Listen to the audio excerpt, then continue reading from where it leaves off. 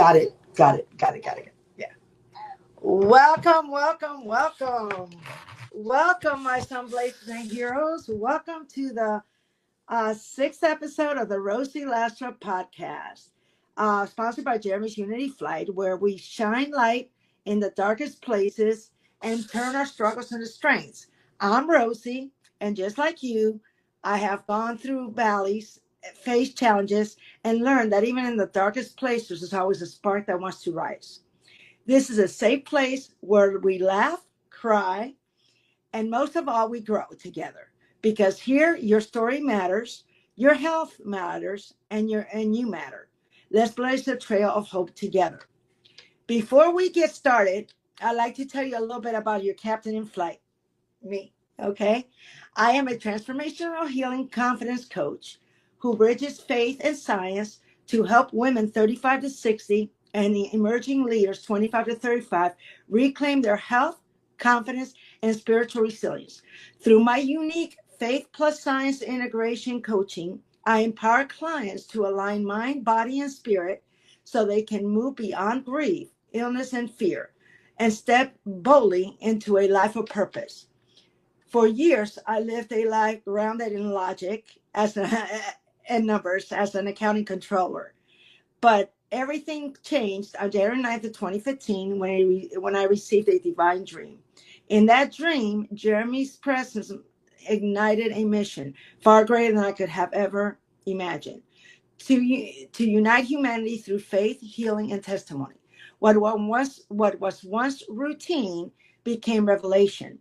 My son Jeremy truly ignited the fire because unfortunately he passed away on September 15, 2024 from a rare form of liver cancer. 10 months after his passing, Jeremy's Unity Flight was born. Not just in name, but a movement rising from love, grief, and divine assignment.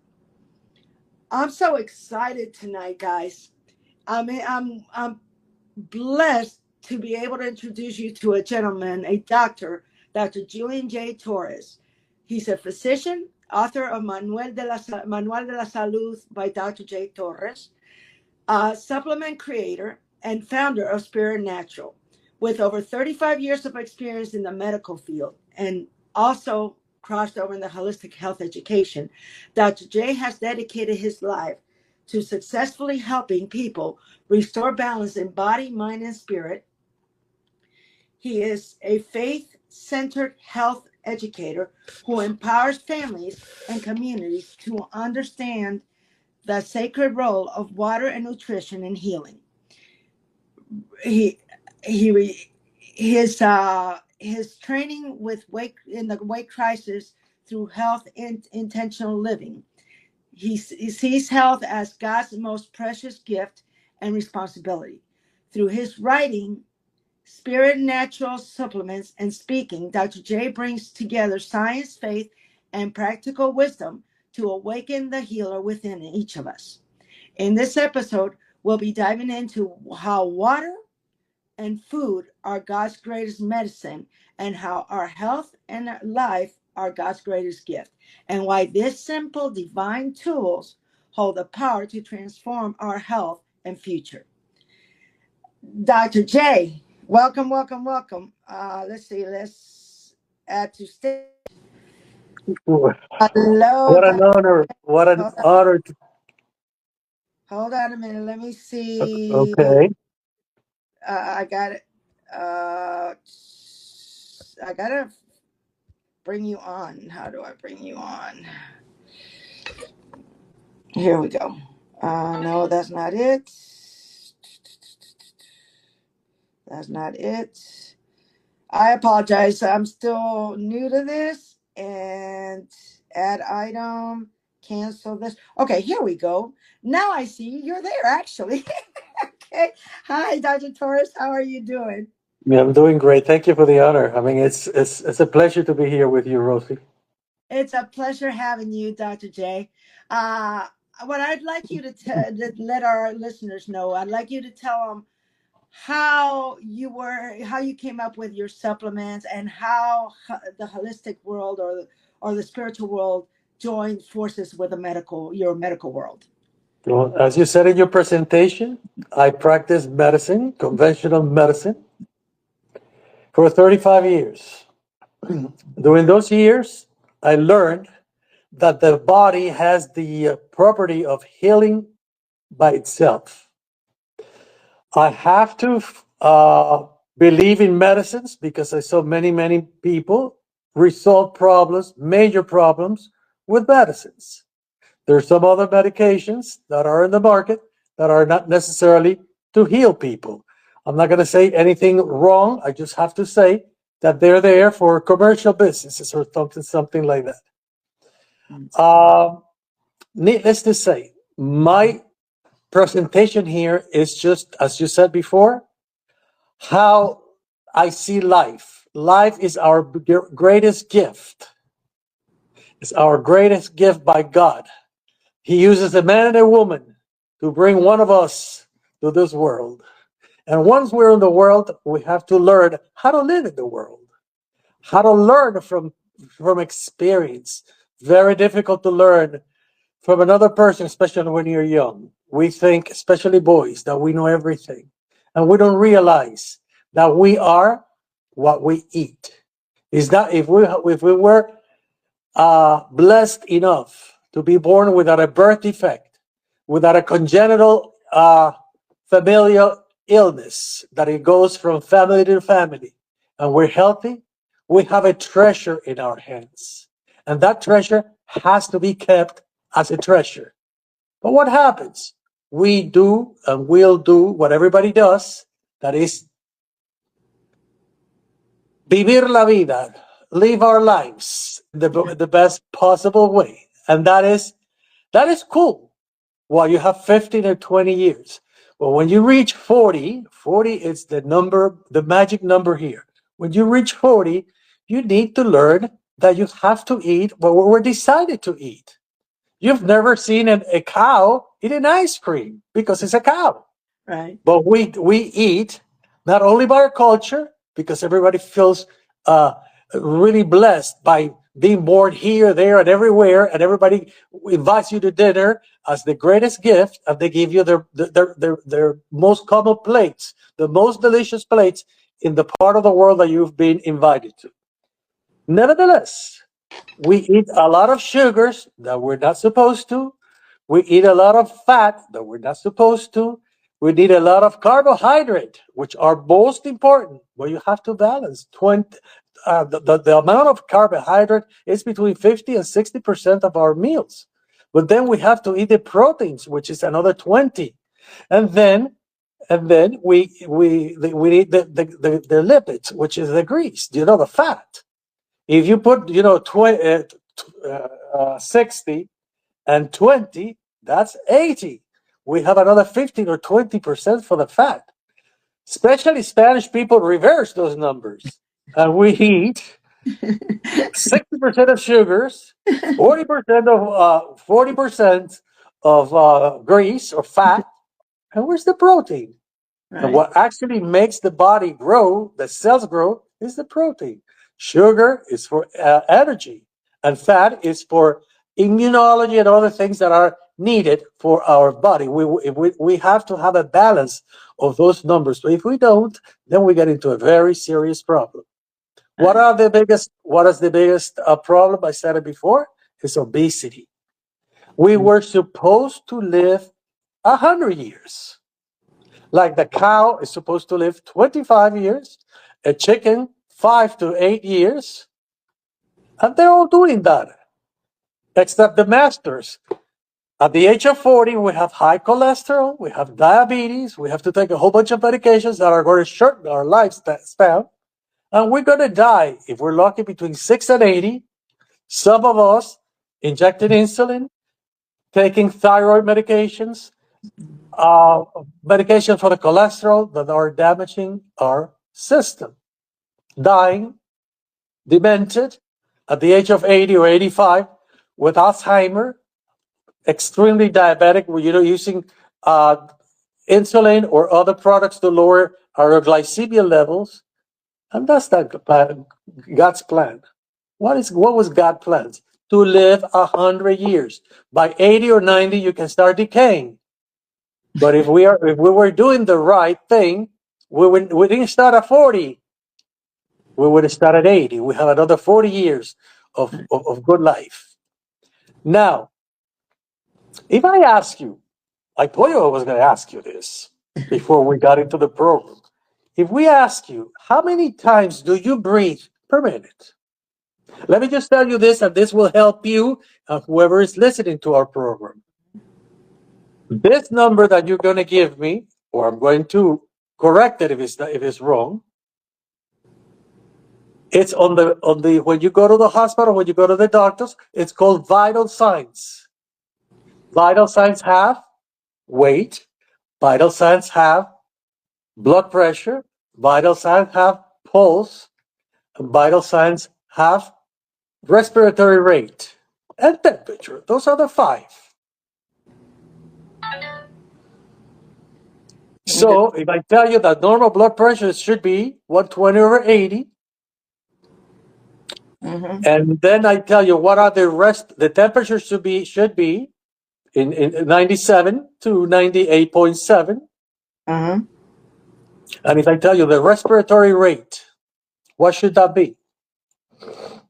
In a normal condition like we're doing right now, we're probably 2 or 4 higher than the normal. Why? Because we're doing something that is exciting. It takes some energy, and we have to breathe a little faster. But we don't have to do anything. It should be about 20 breaths per minute. Correct. That is the correct answer. It could go up to 40 or 60 if you're running. If you're running, if you're doing exercise, well, it's higher than that because you have to compensate. We breathe 20 in normal condition. We breathe 40 to 60 if we're running or we're doing, heavy exercise. Why is that? Because we have to fill the red blood cells that we have billions. As we have billions of cells, we have billions of red blood cells. Red blood cells are cells that have no nucleus. They have a membrane and a big capacity in the middle. That membrane has the ability to bring oxygen and to exchange it for whatever they picked up from the cells, from the original cells, where they do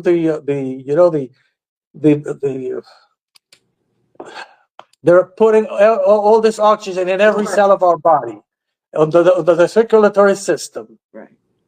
What happens? What we need something to make this go fast.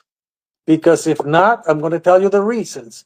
We need some element, which is an element precious to our lives. And it's called what? H2O. Water.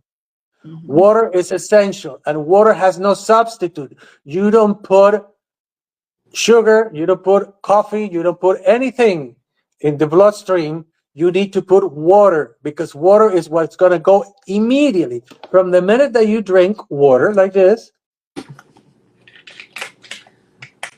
immediately it starts absorbing in the mucosa of the mouth, the esophagus, the stomach, and goes into the bloodstream, because it's absorbed immediately. Because it needs to go to where? To the blood, to the plasma, to bring that oxygen. As the heart beats 80 times per minute, it's going to do the major circulation that goes into the head, to the head, and the lower circulatory system. It goes all the way until the feet. What happens? Go ahead, keep going. Sorry. What happens? That if we have a very thick, thick blood, it's not going to do the gas exchange. And that cell, I'm going to put brain cells, number 1, because this is the engine. The engine is right here. The computer is right here. If we don't bring blood fast enough, those cells in the brain, there are millions, but those cells are not regenerated. We're born with the cells, and as we educate, as we learn, they teach us in every single year of our early lives, they are getting all this information. And they're supposed to die just before you die, unless you have an accident or something like that. That's why we age prematurely. That's why we are suffering from a lot of problems because our brains, they don't get the normal oxygen and they start dying before our time was supposed to, come together. 80 years, good mind, and then from there on, you start decaying. But not decaying at 40 because the oxygen never got there in enough time. Because we drink Coke, we drink juice, we drink.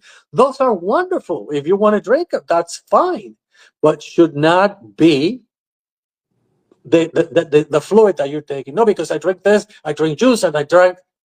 That has to go to the small intestine, divide it, separate the sugar from the fruits, the color from the other thing, and then the water is absorbed. By the time that happens, you urinate half of that water. So that's why we age. That's why we get sick. It's something called oxidation. Right. Oxidación. Right. Oxidation means oxygen.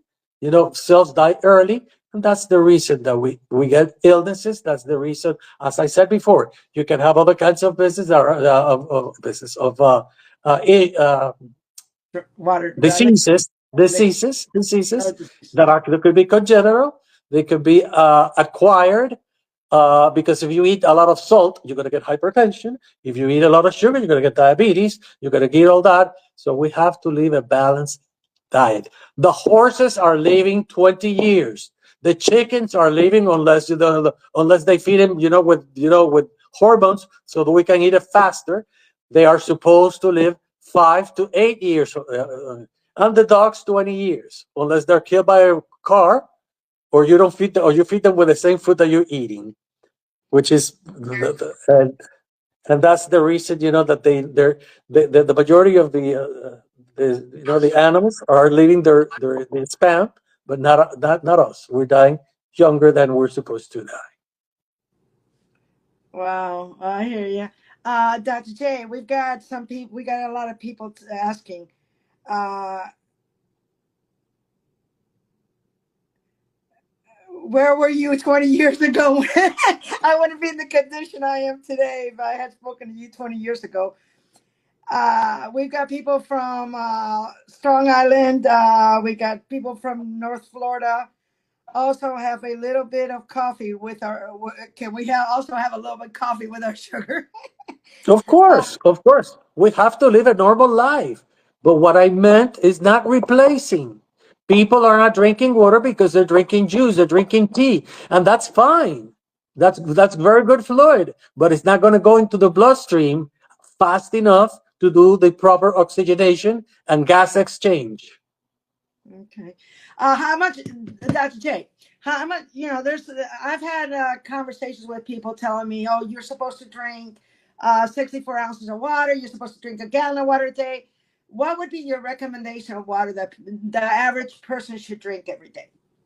Males, 2 liters. Woman, a liter and a half. Children, children are children. Everything is new, so they can drink. They can drink their juice or something like that. But you should teach them since early age that they need to drink water, because what happens is that you see, if you go to an elementary school, you see a child that drinks no water. They have juices of 2 or 3 kinds, flavors, and they don't have any bottles of water. Nowadays are a little better because we're teaching people that they need to drink water. They need to drink the amount of water that our body need. I tell you a story, and because sometimes I can be a little bit, oh doctor, I cannot drink water. Why not? Because I cannot swallow water. And what do you drink? Well, I drink whatever soft drinks. I'm not too big give commercial to any of them. Soft drinks. All right, that's fine. Do you drink it? You drink it all the time? Yeah, pretty much. I cannot drink water because it makes me gag. And I say, well, that's fine. You're gonna do me a favor. When you go to the car, take all the oil out or the gas and put your Coke in there to see what happens to your car. Yeah. It will not run another mile. Well, God is so good.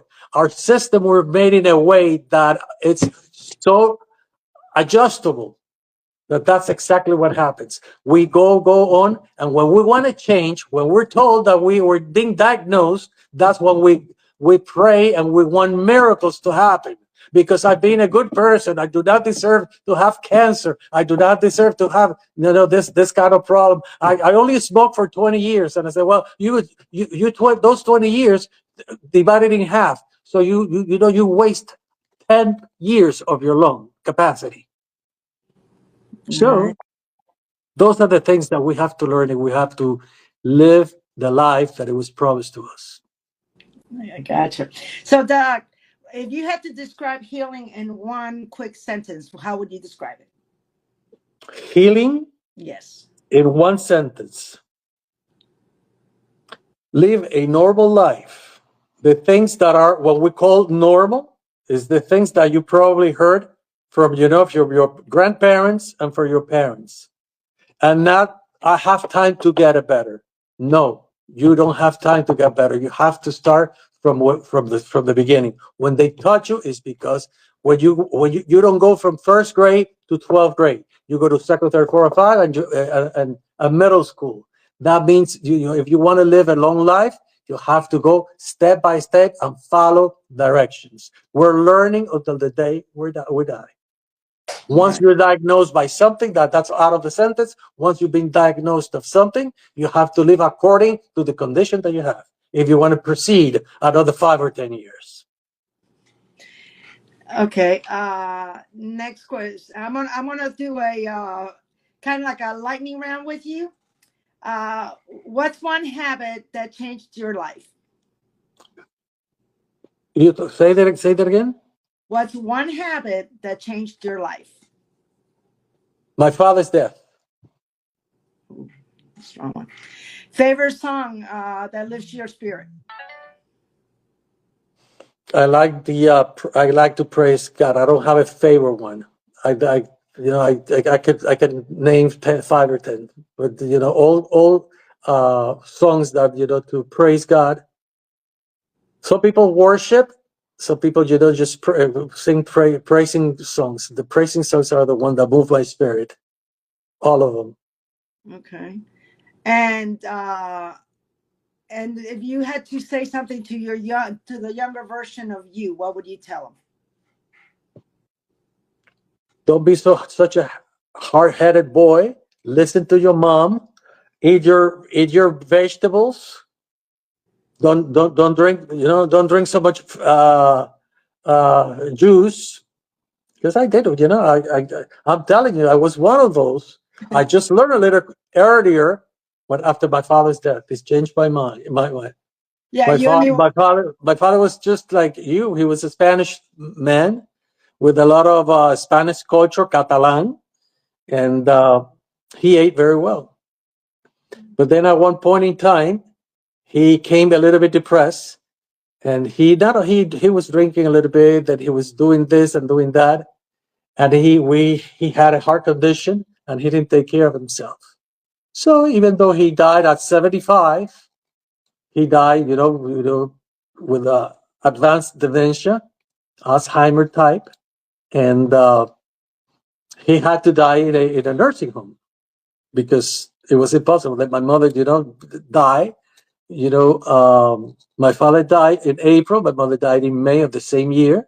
I lost him with 29 days, and I was just hoping that my mother died first because she was suffering a lot because of the cancer. But he is the one that made me change because I wanted to live longer, and it was just a very difficult situation for him because he had no mind. I had to put him away because the first thing he did, he wanted to continue to drive, and I said, "No, you're not going to drive." And the day that I took the wheel off, the key out of his car, that was just like I sentenced him to forget about leaving. He just wanted to die. I'm sorry. I'm sorry to hear that, Dr. J.